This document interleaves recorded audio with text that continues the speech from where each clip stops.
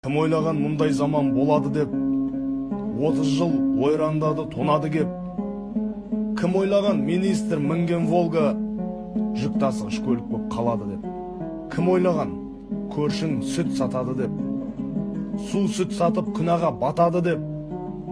Кім ойлаған мектепте оқушылар бірін-бірі пышақтап атады деп. Кім ойлаған модаға жыртық киеді деп, дәретханаға ақша төлеп сиеді деп. Кім ойлаған, о тәңірім өзің сақта, еркекке еркек қатын боп тиеді деп. Кім ойлаған, мал қиы пұл болады деп, топырақ қи сатып қалта толады деп.